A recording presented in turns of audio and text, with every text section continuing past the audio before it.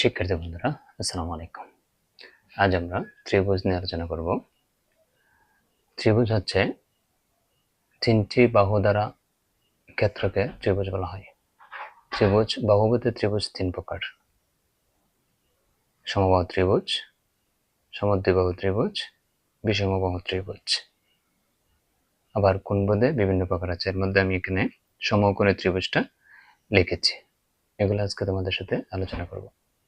এখানে দেখো একটা ত্রিভুজ এঁকেছি আমি, এ বি সি। তাহলে আমাদের ত্রিভুজ হচ্ছে তিনটি বাহু দ্বারা সীমাবদ্ধ ক্ষেত্রকে বলা হয় ত্রিভুজ। এবং ত্রিভুজ বাহুভেদে তিন প্রকার: সমবাহু ত্রিভুজ, যার তিনটি বাহু সমান, এটাকে বলা হয় সমবাহু ত্রিভুজ। যেমন এখানে এ বি, বিসি, এসি, প্রত্যেকটা বাহু একটা একটা সমান। আমরা বলতে পারি এ বি সমান বিসি সমান এসি। তাহলে এটাকে বলা হয় কি সমবাহু ত্রিভুজ। সমদ্বিবাহু ত্রিভুজ, যার দুইটা বাহু সমান, তাকে বলা হয় কি সমদ্বিবাহু ত্রিভুজ। যেমন এ বি আর এসি হচ্ছে এখানে সমান, বিসি হচ্ছে ভিন্ন। তাহলে আমাদের এই ত্রিভুজে দুইটা বাহু সমান, যার কারণে এটাকে আমরা বলতে পারি সমদ্বিবাহু ত্রিভুজ। যার দুইটা বাহু সমান, এটা সমদ্বিবাহু ত্রিভুজ। তারপর হচ্ছে বিষমবাহু ত্রিভুজ।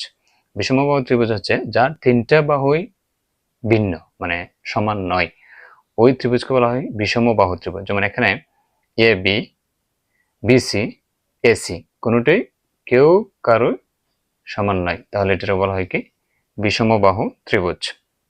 তারপর আমরা কোণভেদে ত্রিভুজ হচ্ছে আবার তিন প্রকার: সমকোণী ত্রিভুজ, সূক্ষ্মকোণী ত্রিভুজ এবং স্থূলকোণী ত্রিভুজ।